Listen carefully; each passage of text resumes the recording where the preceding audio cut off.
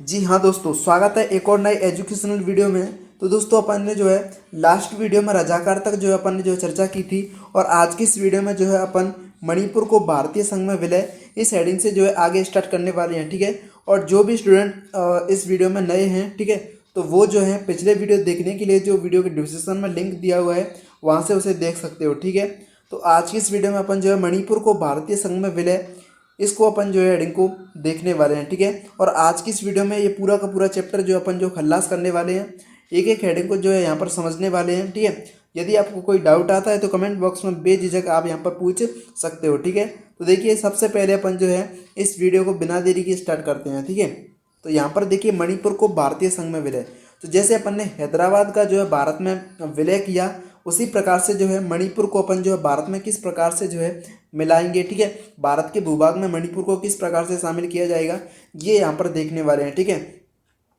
तो देखिए मणिपुर को सबसे पहले आपको समझना है कि मणिपुर में उस वक्त राजा कौन था। ठीक है, तो उस समय का राजा था बौद्ध चंद्र सिंह। कौन था? बौद्ध चंद्र सिंह जो है मणिपुर का राजा था।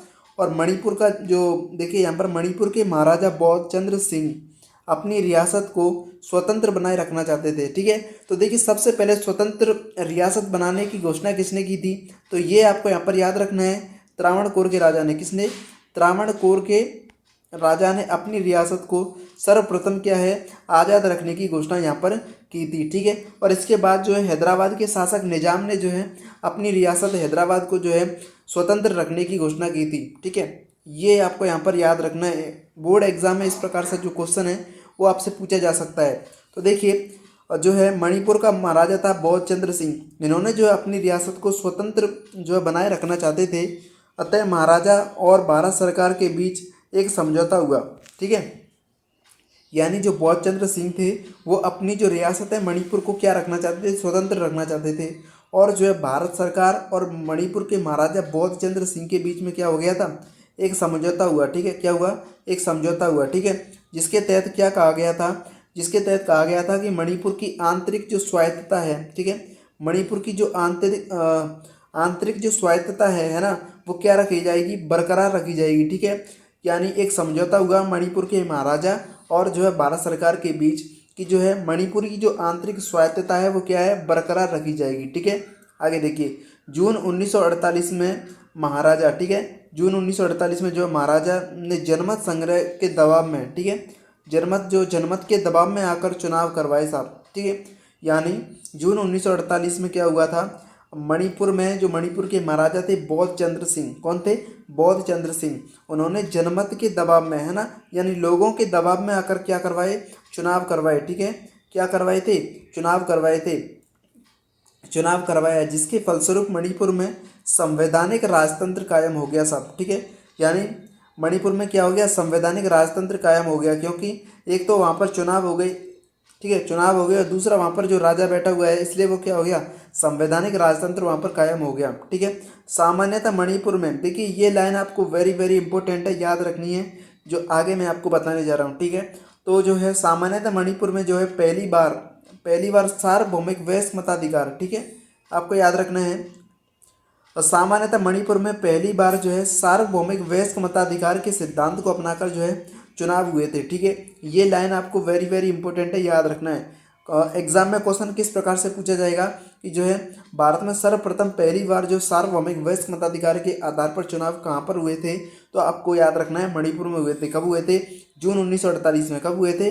जून 1948 में हुए थे, याद रखना है। ठीक है जी, इस प्रकार से आगे देखिए, आगे है आपका मणिपुर के विलय को। देखिए मणिपुर के विलय को लेकर मणिपुर विधानसभा में गहरा मतभेद बन गया साहब, क्योंकि मणिपुर की जो विधानसभा बन गई थी वहाँ पर चुनाव हो गए थे, और जो मणिपुर की विधानसभा है, ठीक है, उसमें क्या है कि गहरा मतभेद बन गया कि अपन जो है मणिपुर को भारत में शामिल नहीं होने देंगे। ठीक है, ये आपका विधानसभा में क्या है, मतभेद बना हुआ था, क्योंकि मणिपुर की कांग्रेस चाहती थी कि मणिपुर का विलय भारत में हो। ठीक है, यानी मणिपुर की जो कांग्रेस थी वो क्या चाहती थी, वो चाहती थी कि जो मणिपुर रियासत है इसका विलय कहाँ पर हो, भारत में हो। लेकिन जो बाकी पार्टियां थी, है ना, अन्य पार्टियां थी, वो इसके खिलाफ थी। इसलिए क्या है कि जो विधानसभा है मणिपुर विधानसभा, उसमें क्या है, मतभेद हो गया था, किसके बीच, मणिपुर की कांग्रेस और जो है मणिपुर की अन्य पार्टियों के बीच में क्या हो गया था, मतभेद हो गया था। ठीक है, क्योंकि कांग्रेस क्या चाहती थी, कांग्रेस चाहती थी कि जो मणिपुर रियासत है ये भारत में जाकर मिल जाए। ठीक है, और जो है अन्य पार्टियां जो थी वो इसके खिलाफ थी। ऐसी स्थिति में जो है भारत सरकार ने मणिपुर विधानसभा से बिना परामर्श किए जो महाराजा पर दबाव डालते हुए विलय पत्र पर हस्ताक्षर करवा लिए साहब।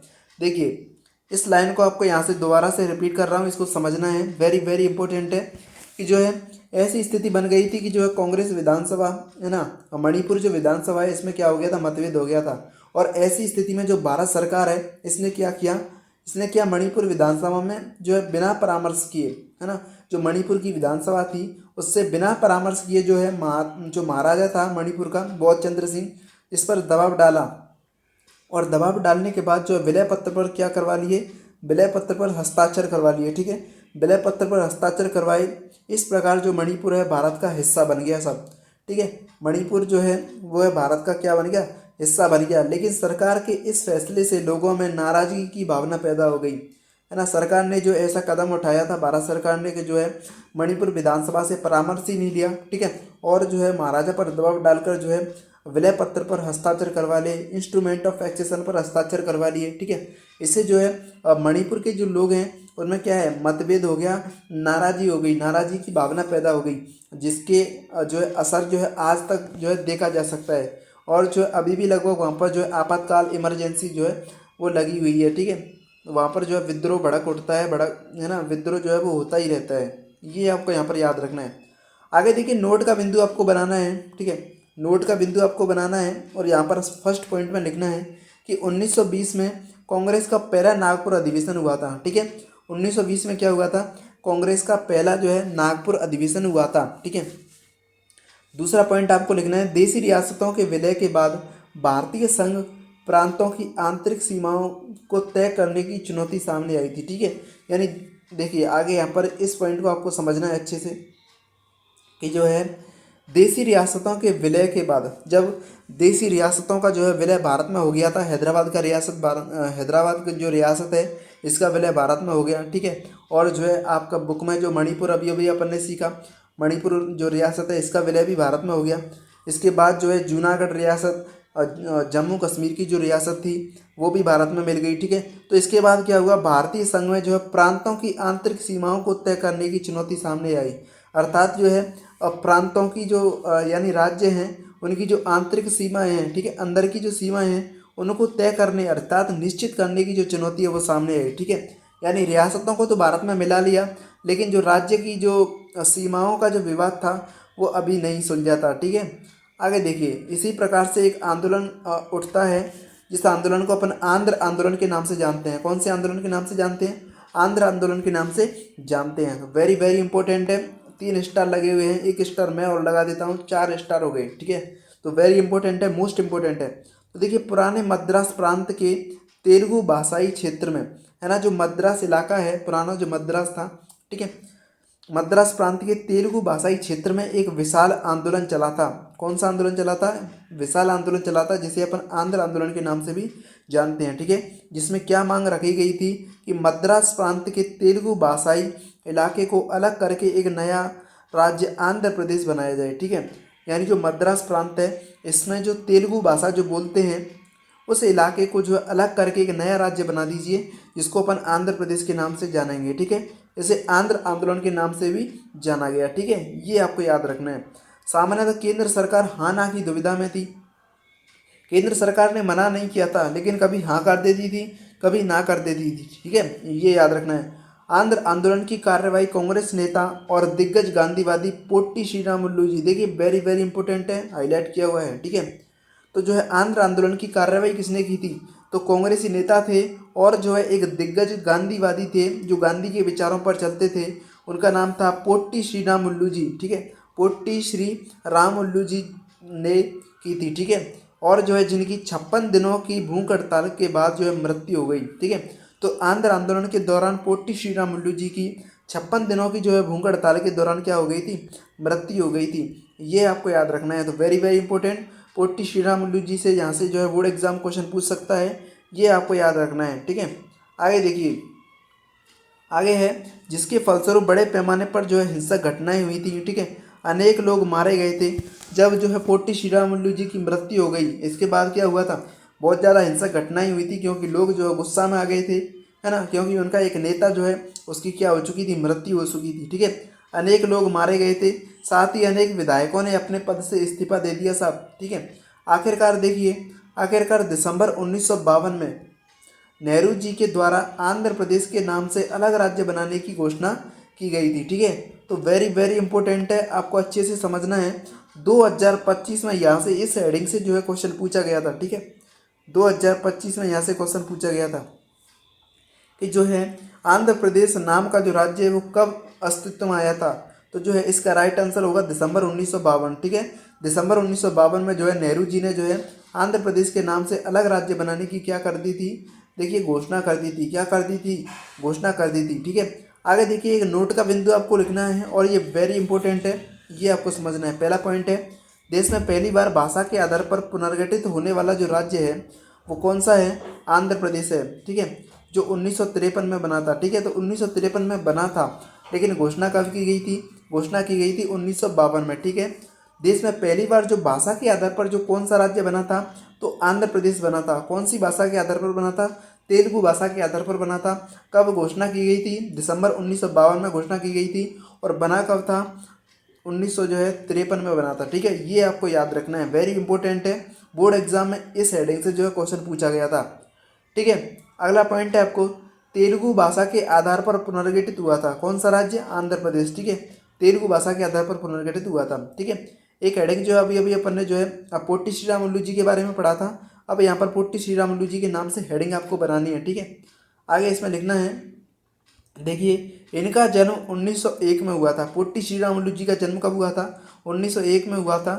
ये कांग्रेसी नेता और दिग्गज गांधीवादी थे, ये इंपॉर्टेंट है, ठीक है, बुक में दिया हुआ है, ये वेरी इंपॉर्टेंट है, ठीक है। दिग्गज गांधीवादी थे और कांग्रेसी नेता थे। 56 दिनों की भूख हड़ताल के बाद इनकी क्या हो गई थी, मृत्यु हो गई थी, ठीक है। ये आपको यहाँ पर समझना है। आगे देखिए, 1946 में ये इस मांग को लेकर उपवास पर बैठे थे कि मद्रास प्रांत के मंदिरों को दलितों के लिए खोल दिया जाए, ठीक है। तो ये एक पहले की घटना थी जो आपको यहाँ पर अच्छे से समझनी है और लिखनी है, ठीक है। आगे देखिए, इम्पोर्टेंट है, स्टार लगा हुआ है, आंध्र प्रदेश नाम से अलग राज्य बनाने की मांग को लेकर 19 अक्टूबर, ठीक है, 19 अक्टूबर 1952 को 52 से यह आमरण अनशन पर बैठ गए थे। 15 दिसंबर 1952 को, ठीक है, 56 दिनों की भूख हड़ताल के बाद जो है इनका देहांत हो जाता है, इनकी मृत्यु हो जाती है, ठीक है। ये आपको याद रखना है। अब लास्ट हेडिंग है जो आपको यहाँ पर समझनी है ना, राष्ट्र निर्माण की चुनौतियों वाला जो फर्स्ट चैप्टर है, इसकी लास्ट हेडिंग है राज्य पुनर्गठन आयोग। कौन सा, राज्य पुनर्गठन आयोग, ठीक है। तो जो है भारत में राज्यों का गठन करने के लिए कौन सा आयोग बनाया गया था, राज्य पुनर्गठन आयोग बनाया गया था। तो वेरी वेरी इंपॉर्टेंट है और मेन टॉपिक है, ठीक है। बोर्ड एग्जाम यहाँ से क्वेश्चन पूछ सकता है 2026 में। आंध्र प्रदेश के गठन के साथ ही, जब आंध्र प्रदेश का गठन कब हो गया, 1953 में जो है आंध्र प्रदेश का गठन हुआ था, ठीक है। कब हुआ था, 1953 में गठन हुआ था। दिसंबर 1952 में जो है नेहरू जी ने घोषणा की थी। तो आंध्र प्रदेश के गठन के साथ ही देश के अन्य हिस्सों में भी भाषाई आधार पर राज्य के गठित करने के संघर्ष शुरू हो गए, ठीक है।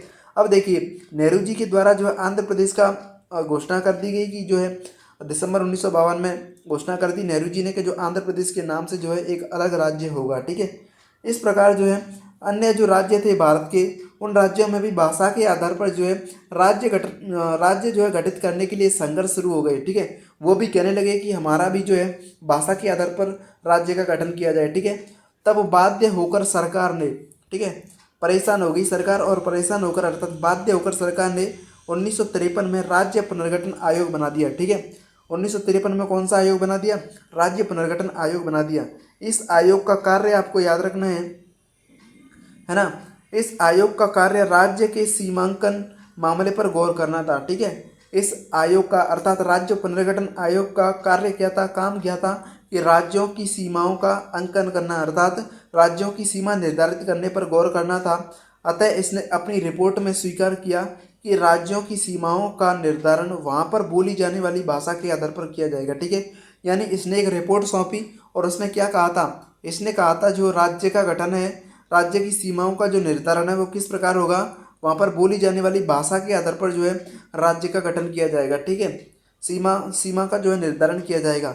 फलस्वरूप 1956 में देखिए, फलस्वरूप 1956 में राज्य पुनर्गठन अधिनियम जो है पारित हुआ। ठीक है, राज्य पुनर्गठन अधिनियम जो है वो पारित हुआ, जिसके तहत 14 राज्य बने थे। ठीक है, जिसके तहत 14 राज्य और जो है 6 केंद्र शासित प्रदेश बनाए गए थे। ठीक है, तो देखिए आपको इम्पोर्टेंट जो चीज़ है वो याद रखनी है कि राज्य पुनर्गठन अधिनियम कब पारित हुआ था, तो 1956 में पारित हुआ था। ठीक है, तो राज्य पुनर्गठन की जो आयोग है वो कब बना था, 1953 में बना था। ये कुछ एक इम्पोर्टेंट टॉपिक हैं, फैक्ट हैं जो आपको याद रखने हैं। ठीक है, और जो है राज्य पुनर्गठन आयोग का मुख्य कार्य क्या था, जो है राज्य की सीमांकन के मामले पर गौर करना था, और जो है राज्य की सीमाओं का निर्धारण कैसे किया था, वहाँ पर बोले जाने वाली भाषा के आधार पर जो है इन्होंने जो है राज्य की सीमाओं का निर्धारण किया था। ठीक है, अब देखिए यहाँ पर जो लास्ट हेडिंग है इसका जो है विभिन्न जो है राज्यों का निर्माण, विभिन्न राज्यों के निर्माण की सन आपको याद रखनी है, निर्माण की जो डेट है वो आपको याद रखनी है। ठीक है, वेरी वेरी इंपॉर्टेंट है, बोर्ड एग्जाम में यहाँ से क्वेश्चन पूछा जा सकता है। तो देखिए सबसे पहला है 1960 में महाराष्ट्र और गुजरात राज्य बने थे। किससे बने थे, बम्बई से अलग होकर। बम्बई से अलग होकर 1960 में एक बम्बई नाम का एक राज्य था। ठीक है, उससे 1960 में क्या हुआ, वो दो भागों में टूट गया। एक भाग बना महाराष्ट्र और दूसरा भाग क्या बना, गुजरात बना।